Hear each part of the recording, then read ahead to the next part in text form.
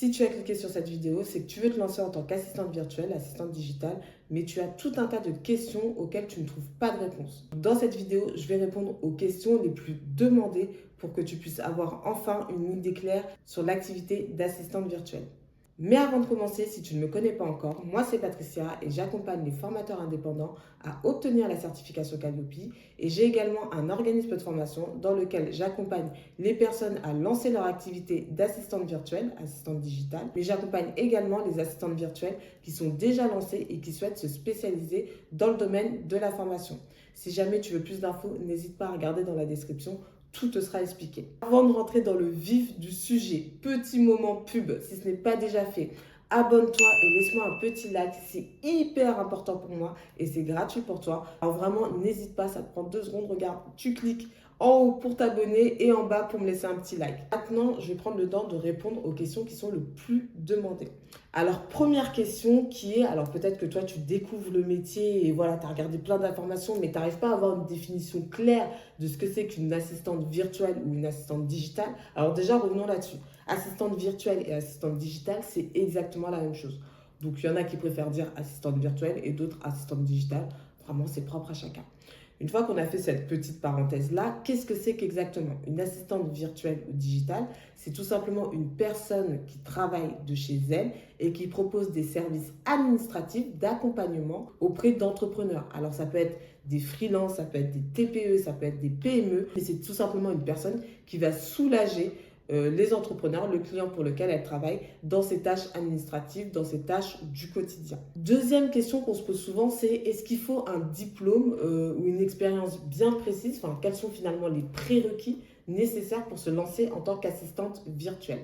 Alors non, il n'y a pas de diplôme, tu n'es pas obligé d'avoir un diplôme pour pouvoir te lancer en tant qu'assistante digitale. Par contre, vraiment, et je n'arrête pas de le dire, si tu veux te lancer efficacement et vraiment développer une activité solide, il te faut une expertise / une expérience forte.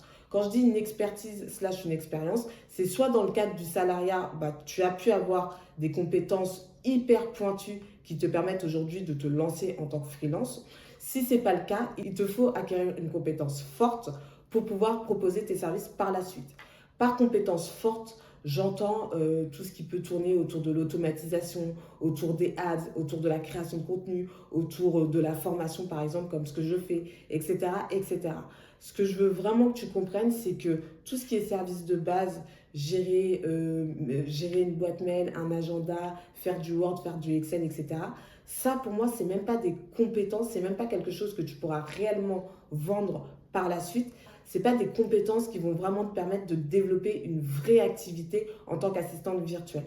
Plus vite tu prends conscience de ça, plus vite tu vas gagner du temps et plus vite tu vas pouvoir développer un complément d'activité ou tout simplement développer ton activité principale. Donc vraiment garde ça bien en tête si tu décides de te lancer en tant qu'assistante virtuelle. Troisième question qui revient souvent, c'est mais combien on peut gagner en tant qu'assistante virtuelle? Et bien ça, en fait, j'ai envie de te dire, ça dépend. Franchement, il y a des assistantes virtuelles qui cartonnent, qui fonctionnent très bien, qui se font entre 2000, 3000, voire plus. Et il y en a d'autres pour qui c'est beaucoup plus compliqué. Et en fait, la vraie différence, elle se fait déjà, sur le business model que tu choisis. C'est sûr que si tu choisis du tarif horaire par rapport à des formats plus forfait ou abonnement, ça va être beaucoup plus compliqué, ça va être beaucoup plus difficile pour toi, j'ai envie de dire, de développer un chiffre d'affaires assez conséquent. Donc ça, c'est la première chose. Donc déjà, choix du business model. Et ensuite, comme je te l'ai dit juste avant, ça dépend aussi de l'expertise sur laquelle tu as décidé de te spécialiser, de te nicher et de proposer tes services par la suite. Si tu décides d'y aller vraiment, comme je te l'ai dit, avec des compétences hyper basiques, hyper classiques, ça va être compliqué pour toi de développer un chiffre d'affaires assez conséquent. Et au contraire, si tu développes une expertise dans laquelle tu es hyper pointu, là, ça va être beaucoup plus simple et beaucoup plus fluide pour toi de trouver des clients et d'attirer des clients tout naturellement à toi. Prochaine question, est-ce que je dois rester une assistante virtuelle généraliste ou spécialisée? Si tu l'as bien compris avec tout ce que j'ai expliqué au début, le mieux et le plus efficace pour toi et ce qui ira le plus vite pour toi, c'est vraiment de se spécialiser. Ne reste pas généraliste parce que si tu es généraliste, ça veut dire que tu parles à tout le monde. Et quand on parle à tout le monde, c'est que finalement, on parle à personne. Si tu te spécialises, non seulement ça va être beaucoup plus simple pour toi dans ta communication, dans ta construction, dans la construction de tes services, des offres que tu vas proposer, dans ta tarification, tu vas t'y retrouver beaucoup plus et tu vas pouvoir à terme attirer naturellement des clients à toi. Si tu es généraliste, finalement, tu vas avoir affaire à toute la concurrence. Et toi, ton seul moyen finalement de te démarquer de la concurrence, ça va être de tirer tes prix vers le bas. Et ça, on ne veut pas. Donc vraiment, spécialise-toi. Prochaine question, combien de temps faut-il pour se lancer? Donc là, pareil, tout dépend. Est-ce que tu décides de te lancer en autodidacte ou est-ce que tu décides au contraire de suivre une formation qui va te donner tout le plan d'action, toute la feuille de route nécessaire à suivre pour très vite développer ton activité et très vite développer ton expertise? Si tu décides de te lancer en autodidacte, j'ai envie de dire que ça dépend de ton appétence, de ta curiosité, des moyens que tu utilises et du temps dont tu disposes. Si tu décides au contraire de te faire accompagner, moi par exemple, les assistantes virtuelles que j'ai pu accompagner, elles m'ont toutes dit qu'en moyenne, il fallait 7 à 10 jours pour pouvoir monter en compétence sur les sujets que je propose. Et donc forcément, tu iras beaucoup plus vite qu'une personne qui démarre toute seule. Donc dis-toi que si tu te fais accompagner, c'est entre 7 et 10 jours. Si tu es en autodidacte, tout dépend des ressources que tu vas utiliser, donc forcément des ressources gratuites, du temps que tu vas y allouer et toi tout simplement de la compréhension des sujets.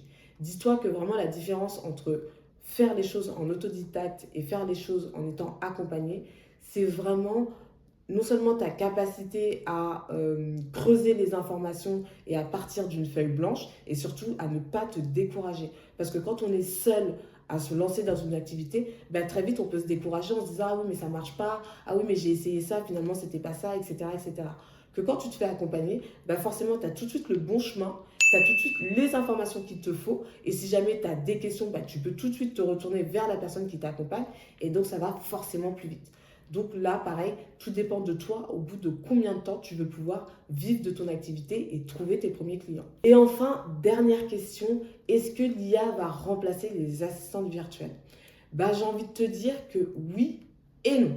Oui, sur tout ce qui est mission-service de base, gestion de la facturation, gestion d'une boîte email, gestion d'un agenda, rédaction, tout ça, l'IA sait le faire.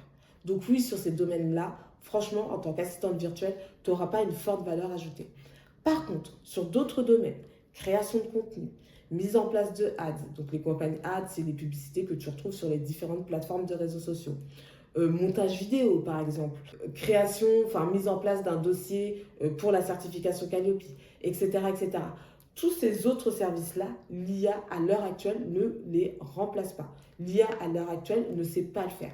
Donc toi, ton opportunité, elle se trouve vraiment dans tout ce que je viens de t'expliquer, dans ta spécialisation, dans ta montée en compétence sur une expertise que l'IA aujourd'hui n'est pas en mesure de pouvoir le faire.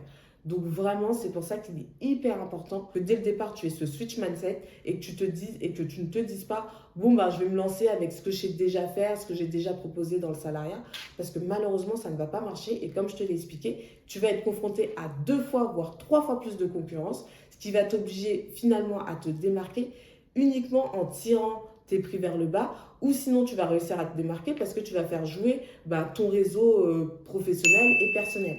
Si tu n'as pas la chance d'avoir un réseau professionnel personnel, il faut vraiment que tu développes une expertise. Voilà, donc c'est tout pour cette vidéo. Si jamais tu as d'autres questions auxquelles je n'ai pas répondu, n'hésite pas à les mettre en commentaire. Comme ça, je ferai soit une autre vidéo sur le même sujet, soit je te répondrai directement en commentaire.